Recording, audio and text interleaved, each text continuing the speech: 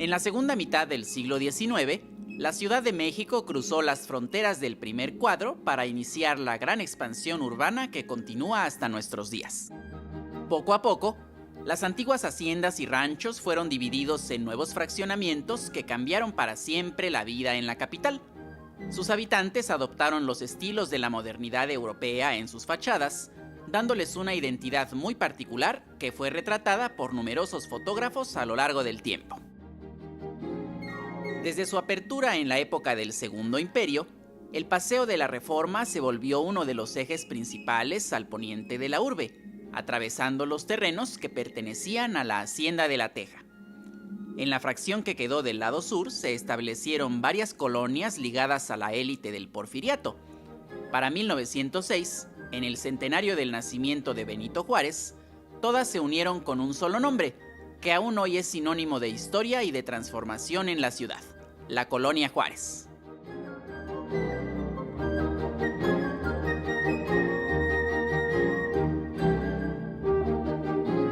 Entre las secciones que le dieron origen, quizá la más famosa fue la Colonia del Paseo o Americana, que se extendía de la actual Avenida Insurgentes a las calles de Versalles y Roma. A inicios del siglo XX, este cuadrante destacaba por sus amplias viviendas, que eran el escenario más frecuente de las crónicas sociales de entonces, donde se comparaba el paisaje local con el de ciudades como París o Viena.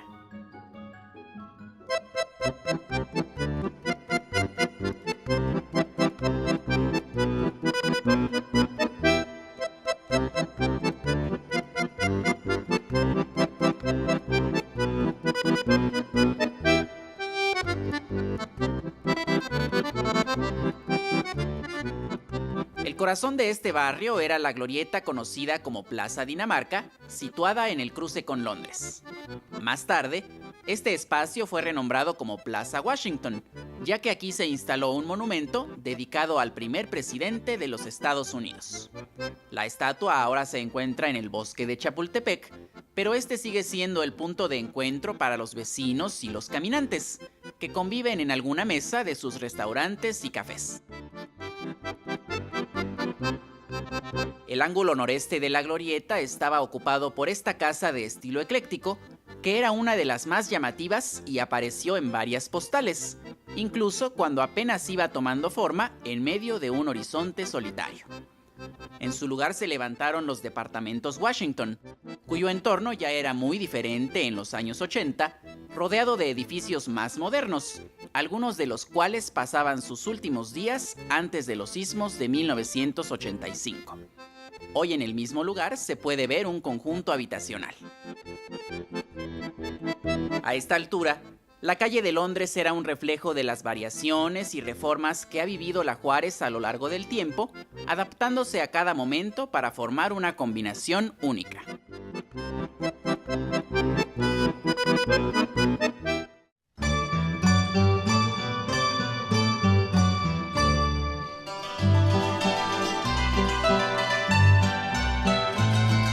En los alrededores, muchas construcciones han desaparecido desde que Guillermo Kahlo captó esta fotografía en la década de 1900, aunque una de ellas hoy es el centro del turismo en la zona. Se trata de esta residencia, diseñada por Antonio Rivas Mercado, que fue la locación de cintas como Doña Macabra o Coronación, y en 1979 se convirtió en el Museo de Cera.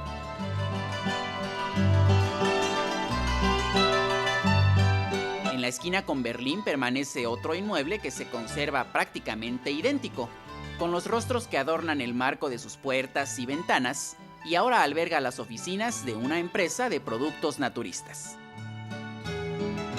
Justo enfrente, esta imagen es el testimonio de una época en la arquitectura capitalina, con formas y elementos muy variados entre sí, que décadas después dieron paso a nuevas formas de habitar la ciudad.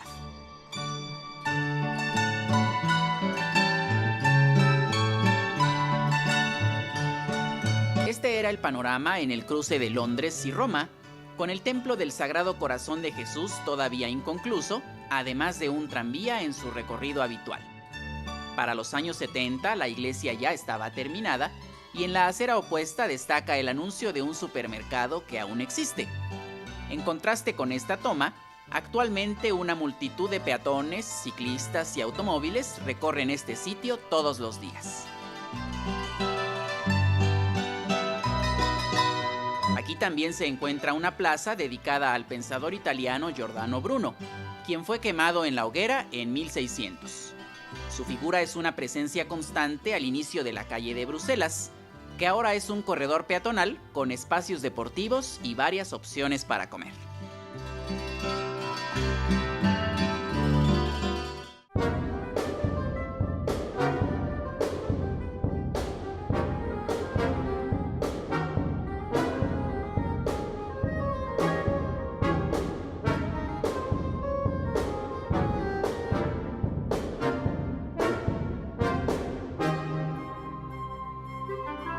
Cerca de ahí, en Berlín y Liverpool, esta placa recuerda uno de los sucesos que marcaron el periodo revolucionario. En este sitio estuvo la casa del presidente Francisco I. Madero, que fue destruida en febrero de 1913 durante los combates de la Decena Trágica. Su silueta resalta en esta vista de la calle de Liverpool, cuando las calandrias aún formaban parte del tránsito cotidiano. Y a unos pasos, otro punto emblemático es la privada de Dinamarca 50, que saltó al estrellato como locación de la película Una familia de tantas, aunque los edificios originales fueron reemplazados por unos más recientes.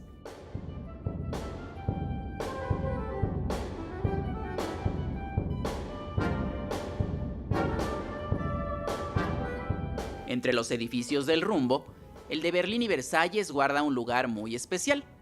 Su fachada de ladrillo, con un curioso remate en la esquina, parece una sucursal de la célebre Casa de las Brujas de la colonia Roma. El inglés Regis Pigeon es el autor de ambas, aunque en esta incluyó un edificio anexo que ya no existe.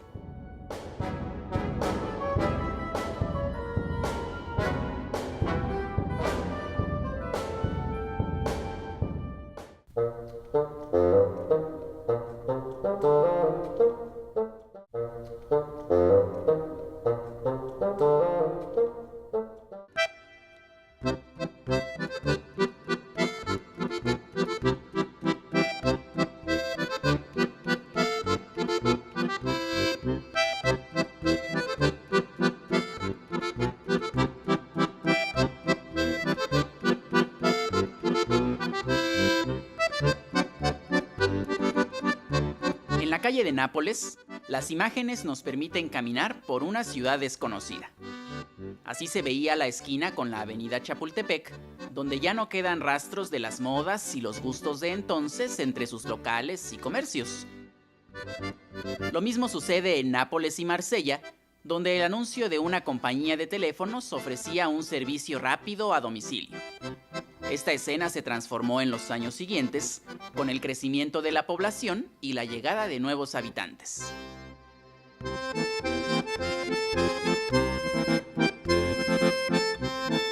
A la vuelta, en el número 44 de Marsella sobrevive una de las viviendas más interesantes de la colonia, que fue restaurada para albergar la rectoría de la Escuela Bancaria y Comercial. El diseño es obra del arquitecto Francisco Martínez Gallardo y su fachada no ha perdido los detalles con los que fue inaugurada en 1913. Asomarse al interior es hacer un viaje al pasado para conocer el estilo de vida que llevaron sus habitantes, donde también cabían las fantasías orientales adaptadas al gusto americano, y la decoración se extiende a cada rincón para crear un ambiente pleno. En la década de los 60, este inmueble fue adquirido por la canadiense Nancy Oakes, quien le dio el nombre de Bahamas House y organizó numerosas recepciones y eventos sociales, entre ellos la bienvenida a la delegación deportiva de Bahamas durante los Juegos de 1968.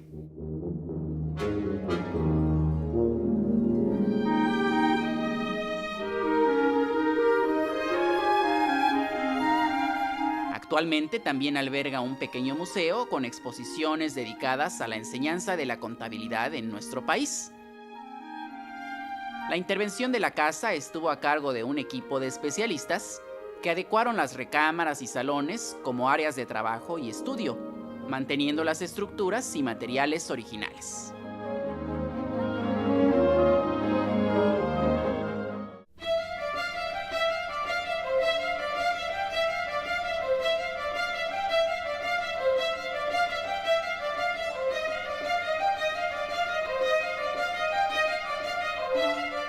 Más allá de la avenida Insurgentes, en parte de lo que antiguamente fue la Colonia de la Teja, nació la Zona Rosa, un distrito comercial y popular que adquirió un carácter propio, escenario de múltiples expresiones artísticas y sociales en la segunda mitad del siglo pasado. Las revistas de los años 70 presumían el rostro fresco y cosmopolita de este cuadrante y de sus visitantes, el lugar ideal para disfrutar una comida en los mejores restaurantes, como el del chef italiano Alfredo, que según la publicidad de la época, evocaba el ardiente verano romano y la primavera florentina en sus platillos.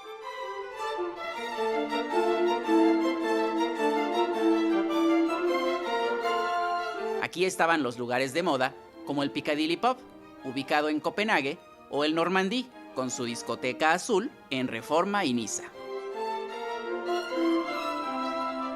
Los jóvenes pasaban la tarde entre las novedades de sus tiendas de ropa y discos, recorriendo los aparadores de un bazar de antigüedades en Londres o viendo una película en sus salas de arte, como este cineclub situado en Niza. En pocas cuadras se reunían los sonidos clásicos y las últimas tendencias, que iban desde un desfile de atuendos hippies en el pasaje Jacarandas hasta las llamadas boutiques psicodélicas, como la Sexta Dimensión, con diseños inspirados en viajes de ácido y hongos alucinógenos. En el momento de su auge, la Zona Rosa dejó atrás el mapa de lo cotidiano y se convirtió en un movimiento cultural que dejó huella en la vida reciente de la metrópoli.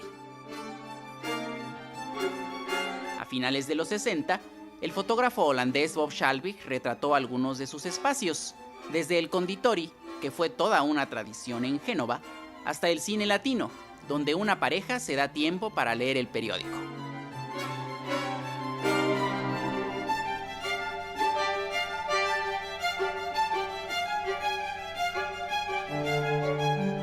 Hoy, como una ventana al pasado, en la esquina de Génova y Londres apenas queda una réplica olvidada del mural efímero, creado por José Luis Cuevas en 1967. Los anuncios con famosos nombres ya desaparecidos contrastan con la publicidad de bares, cafés y centros de espectáculos, y a veces es posible escuchar algún concierto al aire libre.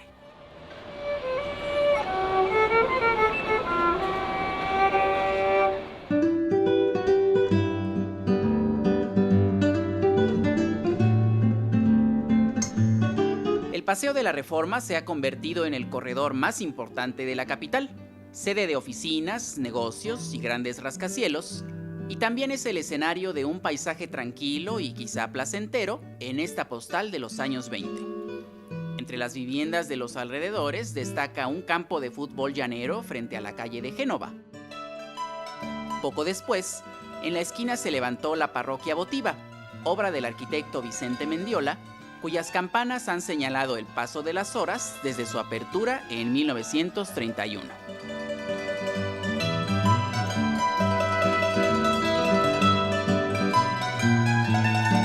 Muy cerca aún quedan un par de ejemplos notables de inicios del siglo XX. El primero es esta casa de estilo ecléctico que perteneció a la familia Diener y ocupa la pequeña manzana de Insurgentes, Hamburgo y Abre, con un atractivo especial que ha inspirado la imaginación de incontables transeúntes en un entorno que ahora es muy concurrido, pero antes se encontraba rodeado de soledad.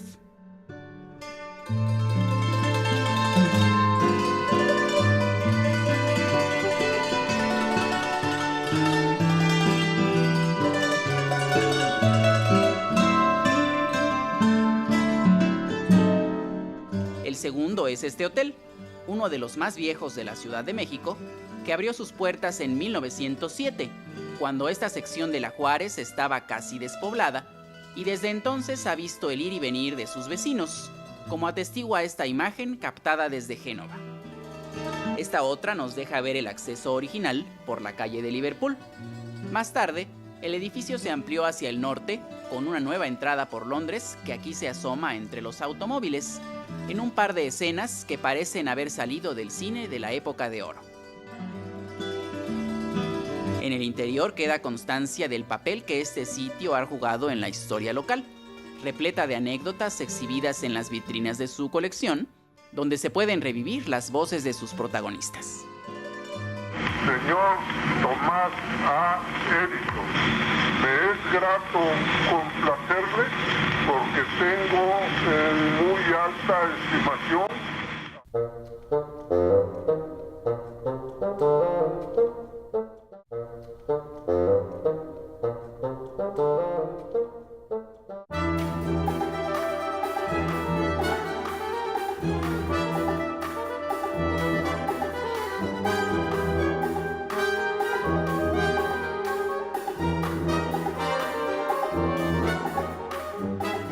En septiembre de 1969, con la inauguración del Metro Insurgentes, volvió a nacer el sueño de una ciudad del futuro. Lo que hasta ese momento había sido un cruce como muchos otros, con autos, camiones y oficiales de tránsito, cambió por completo con la creación de una amplia glorieta, que trajo consigo nuevas dinámicas de encuentro y de acercamiento. Lentamente, la zona rosa renovó su rostro para ajustarse a la llegada de nuevos tiempos.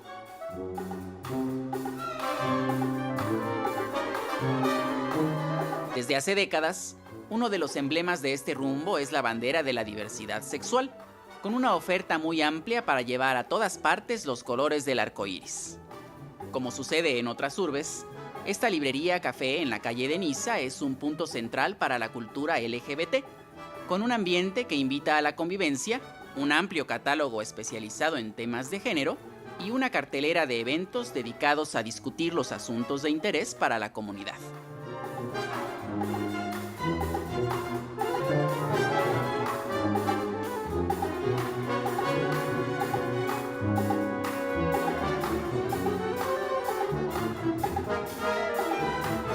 Al ocultarse el sol, el ánimo festivo se hace presente en los bares de Génova, Hamburgo o Amberes, donde cientos de personas se dan cita para revivir el culto a las pasiones nocturnas y a la diversión, como atestiguan los grandes anuncios que abundan en estas cuadras.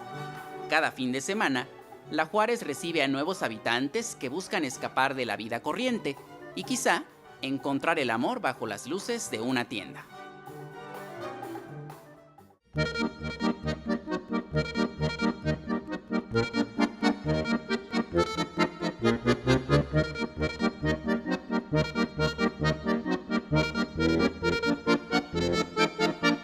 Caminando hacia el bosque de Chapultepec, nuevos rituales y estilos más recientes le dan un aspecto distinto a la sección más occidental de la colonia, frecuentada por los trabajadores de las oficinas cercanas.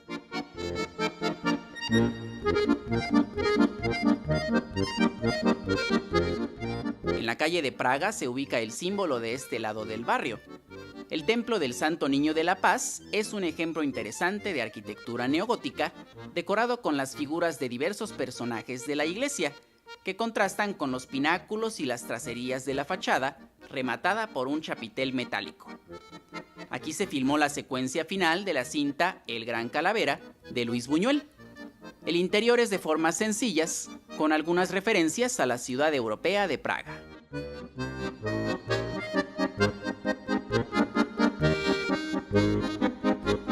En Hamburgo y Toledo, esta carnicería es una escala muy popular para los asiduos a los tacos de carnitas desde hace décadas. Pero más allá del suadero y los campechanos, su nombre es un homenaje a uno de los secretos mejor guardados de este vecindario. El Parque Luna, fundado en 1906, fue uno de los primeros parques de diversiones en la ciudad, y contó con múltiples atracciones únicas para la época, incluyendo una montaña rusa, un cine, un café de la muerte y una casa de los trastornos. En los anuncios periodísticos se anunciaba la primera competencia de patines en México, efectuada en 1907, así como el espectáculo de Babcock, un ciclista que saltaba hacia el vacío luego de lanzarse por un tobogán. El Parque Luna tuvo una vida corta debido a su ubicación apartada del centro y luego a la llegada de la Revolución. Después de su cierre, el amplio terreno fue fraccionado para abrir la calle de Lieja y prolongar Burdeos y Hamburgo, donde no quedó ningún rastro de su existencia.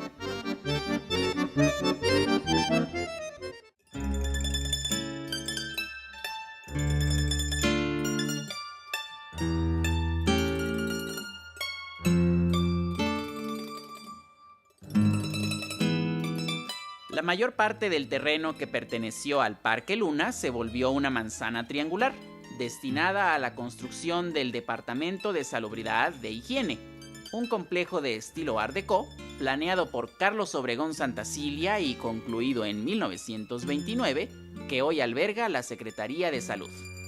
La fachada de concreto se mantiene igual que en las fotografías del pasado, con algunos motivos de corte nacionalista y relieves alusivos a la salud y a la naturaleza. Las transformaciones se han dado en los alrededores, con la construcción de la Estela de Luz y su plaza aledaña, y sobre todo, con las torres que hoy dominan esta zona, los rascacielos más altos de la capital, situados en lo que antes fueron sembradíos y tierras de cultivo, donde un emperador trazó un camino nuevo para ir de su castillo a la ciudad. En los límites de la colonia Juárez, el paradero del metro Chapultepec es el lugar de paso para miles de personas que recorren rutas cada vez más largas. Justo ahí, hace casi un siglo, este tranvía iniciaba el viaje hacia un futuro desconocido.